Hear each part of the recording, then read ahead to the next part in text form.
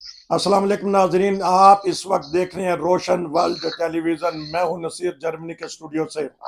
नाजरीन, पाकिस्तान की सियासी सूरत हाल पे मेरे साथ होंगे आज सरदार खिजर महमूद साहब।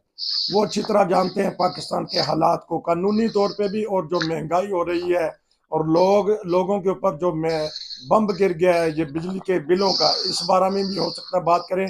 लेकिन सबसे पहले तो कानूनी बात करूंगा। कैदी नंबर 804 क्यों है अभी तक गिरफ्तार? अभी अभी खबर आई है कि इमरान खान के वकील ने कहा है कि पूरा मुल्क जेल बना हुआ है, उससे बेहतर है मैं इसी जेल में रहूं।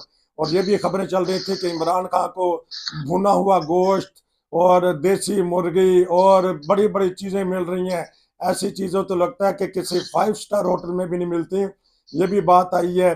तो इस तरह मिली जुली हम बातें करेंगे कि उनको रिलीफ मिला है, क्या उनके साथ खेल खेला जा रहा है, या पाकिस्तान पूरे से क्या खेल खेला जा रहा है।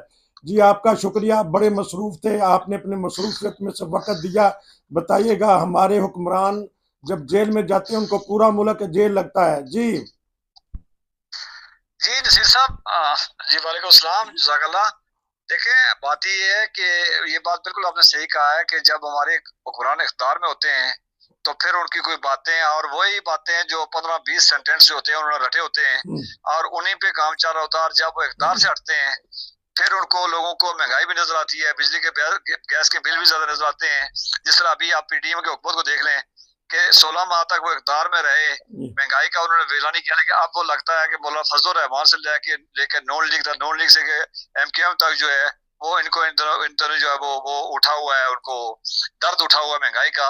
जहां तक तल्लक आपने यहाँ बात की है कि सारा जेल बना, जी बिल्कुल हमेशा से ऐसा ही रहा। कमजोर तबकों के लिए, कमजोर आवाम के लिए, 2 वक्त की रोटी जिनको ना नसीब रहे उनका जेल से भी बदतर रहा है।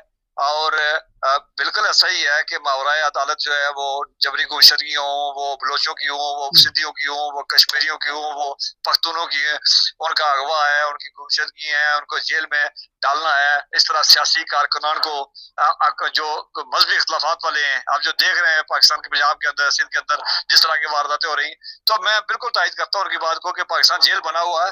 लेकिन सवाल ये खड़ा होता है कि जेल बनाया किसने है? जेल इन्हीं हुक्मरानों ने बनाया है। जब जब इख्तियार में होते हैं तो तब ये सब मिलकर करते हैं। आगे जो बात आपने की है कि इमरान खान साहब को फ्रॉम लग्जरी, यकीनन देखें ये एक पाकिस्तान पे मुसल्लत टोला है कि जो बाजार तो दिन को सब वो हमारे सामने लड़ रहे होते हैं। हम आई विटनेस है बहुत सारे मामलात के कि जो दिन को एक दूसरे को शाम को टीवी चैनल पे बैठ के एक दूसरे को पता नहीं किन किन अल्फाज में याद कर रहे होते हैं। वही रात की जो है वो जहाँ पे इनकी जॉइंट से जो इनकी होती है, गैदरिंग होती है, वहां होती है होटलों में बैठ के। तो बेसिक ये कारोबार है सियासतदानों का कि अवाम के सामने आए तो उनका कुछ और तरीका कार होता है, अवाम से बाहर निकलेंगे। ये ऐसे ही है जिस तरह प्रोफेशनल वकील जो है वो कोर्ट के अंदर दूसरे वकील के साथ बहुत खिलाफ बात कर रहा होता है, बाहर निकलते हुए हाथ मिला के उसके रास्ते दोनों चाय पीने चले जाते हैं। सियासत जो है पाकिस्तान में एक पेशा बना हुआ है और उसी पेशे का खमियाजा आवाम भुगत रही है। जहां तक आपने महंगाई की बात की, देख लें आज पाकिस्तान में आगे फॉरेन एक्सचेंज रेट देख लें आप, तो वो कहाँ पहुंचते हैं और ये चीजें गिरती जा रही हैं उस इकानमी को, उस मैशत को। और वो मैशत जो पहले ही घुटनों के बल पड़ी हुई थी, अब वो जमीन दोज होती जा रही है। डॉलर कहाँ जा रहा है, यूरो कहाँ जा रहा है, पाकिस्तान की अपनी पैदावार कहाँ क्या थी और उसके बाद मुल्क के हालात क्या है, हुक्मरान नाम की चीज कोई नहीं है। उसके बाद पाकिस्तान के अपने पाले हुए जत्थे जो है वो किस तरह के खेल खेल रहे हैं, किस तरह के मामला चल रहे हैं, ये सारी चीजें तो इन सबको मिला के तो पाकिस्तान के जेल तो जेल है। पाकिस्तान पूरा जो है वो 25 करोड़ लोगों का मुल्क जो है वो सवाए वो 15-20 हज़ार निकाल लें बाकी सबके लिए, या फिर जो एस्टेब्लिशमेंट निकाल लें, या इस मुल्क के जो है वो कुरान निकाल लें, या मुगरे मुल्क के जो है वो लोग निकाल लें जिनके लिए मुल्क बना है, तो बाकी सबके लिए जेल ही है। इस पर कोई दो बातें नहीं हो सकती। कल रहाई, आज फिर रसवाई, क्या वजह है? कैदी नंबर 804 कब तक रहेगा गिरफ्तार? देखिए, जहां तक हमने पहला प्रोग्राम किया था, हमने पहले बात कहा था कही थी कि जब 7 साल से कम सजा हो तो सस्पेंशन ऑफ सेंटेंस जो है वो एक उसका मुलजम का या मुलजम का हक होता है। तो इसमें 22-23 दिन वो रेत के ले गए हैं। बाकी जो साइफर वाला केस है, अगर उसमें रिमांड की बात कर रहे हैं तो एक फिर कानूनी नुकता खड़ा होगा क्या कि इमरान खान को अदालत में पेश करके रिमांड लिया गया था, क्या जेल में उसके किसी जज के सामने उसको पेश किया गया था। तो अगर ये चीजें नहीं है तो हमारा तो मौकफ शुरू से यही है कि इमरान हो कोई भी हो, जो करे वो भरे, लेकिन चीजें तरीकाकार यही होना चाहिए कि जो उसका अकॉर्डिंग टू लॉ हो, और जो कुछ हो कानून के दायरे के अंदर रह के हो, किसी को कानून के साथ खिलवाड़ करें, कोई भी हो तो ये उसको खिलवाड़ करने की इजाजत नहीं चाहिए। और जो भी कैदी हो उसको इंसानी हुकूक जो है, बुनियादी इंसानी हुकूक जो है वो उसको मिलना चाहिए, और उसको जो भी उसका एक्सेस है, एक्सेस टू लॉ जो है वो उसको मिलना चाहिए। हुकूमत तो है ही नहीं, तो कौन खेल खेल रहा है? अदारे आपस में इतफाक नहीं कर रहे। वजह क्या है कि हमारी ईमान मिजारी भी गिरफ्तार हैं, बहुत सारी चीज़ें अनहोनी हो रही हैं। जिस तरह अब इमरान खान के साथ हो रहा है, जेल में चले गए हैं, बयान लिया गया जिस तरह एक बहुत बड़ा दहशतगर्द हो। तो ये कौन खेल रहा है पाकिस्तान में? देखें, पाकिस्तान के साथ जो वो खेल वाली बात तो सबको मालूम है कि पाकिस्तान खेल कौन खेल रहा है। पाकिस्तान बनने के बाद पाकिस्तान पे कब्जा किसने किया था, और हुक्मरानों को 4 दिन पकड़ के कौन ले गया था, फिर पीछे किक मार के कौन निकाल देता है, और उफ्ते बनाता कौन है। उसके बाद किसको ईमानदारी की, किसको जो है मुनाफिकत के, किसको लूट मार का, किसका डाकू होने का सर्टिफिकेट जारी किए जाते हैं। वही हमारी अदालतें किसके कंट्रोल में, फैसले लिखे वो कहाँ से आते हैं, हमारे जज जो है वो किसकी चापलूसी करते हैं, हमारे अब आवाज कटी। तो आपको सब मालूम है, सारी दुनिया को मालूम है कि पाकिस्तान के अंदर इख्तियार किसके पास है, और असल इख्तियार के हुक्मरान कौन से हैं, और वो कौन से जब लोगों को वो एक क्या कहते हैं अपनी मर्जी के हुक्मरान लेके आते हैं, और जब उनका दिल मानता है उनको निकाल लेते हैं।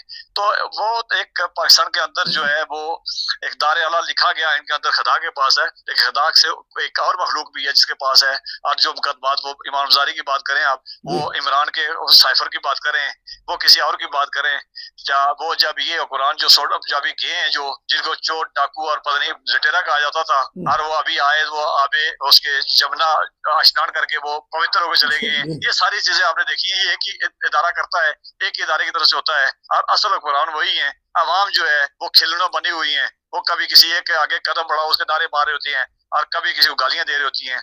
लेकिन देख लें कि आज हालात क्या है, बिजली के बिल जो है वो बम बन के गिरे हुए हैं, महंगाई जो है वो अपना मुंह खोले खड़ी है, हर चीज को जमीन बोझ की जा चुकी है। और जो असल कुरान है उनकी तरह न पूछने वाला, न उनकी तरह से कोई सवाल करने वाला है, और वो हमेशा से जो है नेक पाक साफ खड़ी रहे वो। तो ये महंगाई का बम खुद को हमला तो नहीं हो जाएगा आने वाले हालात में? महसूस तो हो रहा है लोग जिस तरह लुट रहे हैं, पिट रहे हैं, मोबाइल बेच रहे हैं, जेवर बेच रहे हैं बिजली की खातिर। अब बताइएगा कि क्या महसूस कर रहे हैं इन दिनों में आप? लेकिन सिर भाई, अगर हमने बहुत पहले भी बातें की हैं, मेरा मौका शुरू से रहा है कि पाकिस्तान 3 साल पहले डिफॉल्ट कर चुका है। अगर उस टाइम डिफॉल्ट को डिक्लेयर कर दिया जाता तो अब तक कोई इलाज किया जाता। अच्छा। आपके जिस्म में, एक बंदे के जिस्म में जख्म बन जाए तो जख्म का इलाज करवाने के ऊपर अगर उसका कपड़ा बांध के फिरते रहे तो फिर को वो नासूर तो बनता है। अच्छा। मसला ये है कि जिस मुल्क की अपनी प्रोडक्शन कोई नहीं है, जिस मुल्क के अंदर जो है वो IMF के $1 अरब के लिए वो जो है तरले कर लिया गया है, जो दोस्तों ने पैसे दिए हैं वो आपको पता किस कीमत में मिले हैं। तो ये सारी चीजें हैं, आपकी पैदावार कोई नहीं है। और कोरोना और आफ्टर कोरोना जो है वो 2 तरह के जो है मामला थे। कोरोना वाले मामला तो उसको हमने चले जैसे भी है वो बर्दाश्त कर लिए, लेकिन जो इनडायरेक्ट जो कोरोना के असरात थे, मेरे ख्याल में उससे मुल्क बचता हुआ नजर नहीं आ रहा है। और आप देख रहे हैं कि आज का आप फॉरेन एक्सचेंज रेट देख लें कि आपको अंदाजा हो जाएगा कि मायशत कहाँ जाएगी, और उसके बाद मामलात कैसे बढ़ेंगे। जो आपने बात की है कि अवाम के अंदर जो है, ठीक है, इस अवाम का भी मैं बिल्कुल मानता हूँ कि इस अवाम का कसूर है कि उसने कभी जो इश्यूज को डायरेक्ट डिस्कस नहीं किया है, वो भी हमेशा खुशनुमा नारों के ऊपर और वो अपने जज्बात के ऊपर वो जो है वो वोट देती रही है या लोगों के पीछे दौड़ती रही है, और मुल्क को उन मामलात में उलझा रखा है जिनका ना इनसे लेना ना देना था। इन्होंने कभी अवाम ने तालीम की बात नहीं की है, कभी सहूलियात की बात नहीं की है, कभी सेहत की बात नहीं की है, कभी मुल्क की बेहतरी की बात नहीं की है। वो उन मामलात में उछलते रहे, वो मौलवी हो, वो पीर हो, वो कुरान हो, वो सियासतदान हो, वो फौजी जर्नल हो, वो इनको जो खुशनुमा नारों में और ऐसे मामलात में घसीट रखा हुआ इनका, आपको सारी मिला के तो उस चीजें सारी सामने आ चुकी हैं। और जब सारी चीजें सामने आ चुकी हैं, जब आ जाती हैं, तो आप देख रहे हैं कि फिर इनके पास हल कोई नहीं है, मदावा कोई नहीं है, सोच कोई नहीं है, फिक्र कोई नहीं है, प्लानिंग कोई नहीं है। जब ये सारी चीजें नहीं थी तो मैंने पहले कहा कि कोरोना के जो इनडायरेक्ट जो असरात थे और उसकी मैशत की जो तबाही थी वो अब सामने आ चुकी है। अब आवाम के पास पे करने की ना रोटी के पैसे हैं, ना बिजली के पैसे हैं, और ये महंगाई और बढ़ती जाएगी।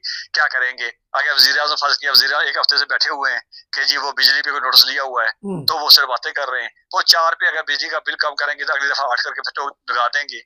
अवाम जो सैलाब है, मैंने बहुत प्रोग्राम में कहा है कि एक तरफ सैलाब है, दूसरी तरफ जालत, जुनूनियत, मुलवियत और मजहबी जो दरिद्र घूम रहे हैं, और तीसरी तरफ जो है वो इंसाफ का फुकदान है, चौथी तरफ जो हुक्मरानों की अयाशियां हैं, और अब जो है एक तरफ अवाम की बदहाली है। तो सारे मिला के देख लें और मुल्क कहाँ जाएगा। किसी को आप कोई कुछ कहना जो है ना, मुल्क की तबाही और बर्बादी की बात करना जो पहुंच चुकी है, वो जो सामने नजर आ रही है, और उस पर किसी को शक भी नहीं होना चाहिए, और किसी जगह पे कोई किसी जगह बंधावा नजर नहीं आ रहा है, किसी का कोई प्लानिंग नजर नहीं आ रही है। अच्छा, आखिर में बता दीजिएगा कि आपने भी एक दो दफ़ा मजहबी मुनाफत का कहा है। हमारे वजीर आजम ने बड़ा दबंग बयान दिया था कि जो शर पसंद है उनका कला कमा किया जाएगा, लेकिन उसके बाद भी हम देखते हैं कि जो बहुत ही मजलूम तबका है, मैं नाम नहीं लेना चाहता, लेकिन उनके खिलाफ अभी भी कार्रवाइयाँ ये शर पसंद कर रहे हैं। तो क्या हल होगा इसका? वजीर आजम ने तो बयान दे दिया, किसने ये करना है, हल किसने करना है? देखें, आपने दो बातें की वज़ीर आज़म बयान का। मैंने उसने कहा था कि काश वज़ीर आज़म बयान से बढ़ के कुछ अमली तौर पे करें। जो दूसरी बात आपने की, इसका डायरेक्ट पाकिस्तान की मैशत से तल्लक है। अच्छा। और मुल्क की तबाही बर्बादी जिस तरफ आप इशारा कर रहे हैं, हमारे नाज़रीन को मालूम है, वो नासूर जो है उसने मुल्क के अंदर फैक्ट्री बंद की, उसने मुल्क के अंदर दुकान बंद कर दी, उसने मुल्क के अंदर स्कूल बंद किया, उसने मुल्क के अंदर जो खोखा बंद किया। वो नासूर जो है, असल जो है, मैंने पहले भी कहा था कि इस वक्त पाकिस्तान को ना अमेरिका से खतरा है, ना इसराइल से खतरा है, ना किसी और से खतरा है। अगर पाकिस्तान को खतरा है तो इंटरनली उस ग्रुप से खतरा है जो पाकिस्तान के अंदर तबाही की बर्बादी की वजह बना हुआ है, जिससे कोई महफूज नहीं है, जो दन्नादा फिर रहा है, जो मजहब का नाम लेके लोगों को गर्दनें काट रहा है, लोगों के कारोबार को आग लगा रहा है। और ऐसे मुझे बताएं कि उसने 49 जो है वो चर्च जला दिए। इस दौरान जब इस तरह के मामलात हो गए, कौन सा इन्वेस्टर आएगा? और जिसकी पाकिस्तान में अगर चंद रुपए की प्रॉपर्टी है तो वो औने बेच के तो भागेगा नहीं तो क्या करेगा? पाकिस्तान में रोजाना 40,000 जो है पासपोर्ट बढ़ रहे हैं। पासपोर्ट नसीर साहब, जब बढ़ने का मतलब ये होता है कि पाकिस्तान जब दूसरे मुल्क में पासपोर्ट लग्जरी नहीं है, पासपोर्ट मजबूरी के लिए बनाया जाता है, और पासपोर्ट मुल्क से भागने के लिए बनाया जाता है। अच्छा, आपने भागने का जिक्र कर ही दिया, वो क्या बहुत मसरूफ है। हमारे वजीर आजम तो खुश होते हैं कि यहाँ से लोग भाग रहे हैं, तो आपको तो खुश होना चाहिए। तो इस बारे में तबसरा कीजिए। देखिए, वज़ीर आज़म साहब ने एक बयान दिया है, वो बात उनकी ये बात अगर किसी जगह पे इंडिया ने लोग अपने निकाले हैं, वो उन्होंने बड़े बेहतर तरीके से प्लानिंग से निकाले हैं, स्टूडेंट निकाले, अगर किसी मुल्क के बेहतर मुस्तकबिल के निकाले जाएं तो वो तो ठीक है। लेकिन अगर वही लोग भाग के वो पैदल यूनान और उसके बाद समुद्र की लहरों की नजर जो हो रहे हैं, तो फिर वज़ीर आज़म को अपने बयान की सोचना चाहिए था कि उन्होंने बयान क्या दिया है। और पाकिस्तान के हुक्मरान जो है वो किसी जगह पे जब जाते हैं आयाशियों के लिए जाते हैं, उन्होंने कभी किसी मुल्क से अफरादी कुव्वत की बात नहीं की है, किसी जगह पे तालिब इल्मों की बात नहीं की है, किसी जगह पे ओवरसीज के एडजस्ट मसाइल की बात नहीं की है। हाँ, जो हुक्मरान आता है, आपने हम पहली बात में वापस चले जाते हैं, जब वो यहाँ आता है तो उसको चंदा चाहिए होता है, जब पाकिस्तान में होता है तो उसको वो जो है वो फॉरेन करेंसी चाहिए होता है, लेकिन उसने कभी बात नहीं की है। तो वज़ीर आज़म साहब ने कहा जी बाहर जाना, इसलिए बाहर जाने वाला ये वो कुआं पूछते हैं जिनके गवर्नमेंट का टका खर्च नहीं होता है, ये एजेंटों के हाथ लुट के कोई जिंदा को मुर्दा वो वहां पहुंचते हैं, और उसके बाद वो बामरी मजबूरी, चूंकि पाकिस्तान का सिस्टम ऐसा है, फैमिली सिस्टम ऐसा है कि उन्होंने वापस जो भी कमाते हैं वो वापस भेजना होता है, तो वो फिर इन हुक्मरानों की जेब में जाता है, इसलिए वो उन्होंने तारीफ की है। आपका बहुत शुक्रिया। हमारे हुक्मरान बड़े नारे लगाते हैं खुशहाल पाकिस्तान। अगर खुशहाल पाकिस्तान हो तो हमारे वजीर आजम को क्यों कहना पड़े कि लोग बाहर जाएं और पैसा कमाएं, ये फायदे के लिए कुछ कहना चाहते हैं? वरना तो आपका बहुत शुक्रिया कि बड़ा ज़बरदस्त इन्होंने तबसरा किया। सरदार खिज़र महमूद साहब बहुत मसरूफ़ थे, तो मैंने इन्हें कहा कि चलें पाकिस्तान की मौजूदा सियासी सूरत हाल पे बात करें। नाज़रीन, ये था हमारा आज का प्रोग्राम। हमारे नए चैनल रोशन वर्ल्ड इंटरनेशनल को ज़रूर सब्सक्राइब करें और दूसरों को भी बताएं। तो अगर कोई आप भी राय मशवरा देना चाहते हैं, कोई प्रोग्राम करना चाहते हैं, कोई खबर देना चाहते हैं, कोई तबसरा करना चाहते हैं, कोई ईमान फरोज़ वाक़यात बताना चाहते हैं, हमारे चैनल को हमारे साथ राब्ता कीजिएगा और सब्सक्राइब करें, दूसरों को बताएं। नसीर को इजाज़त दीजिए। अस्सलाम।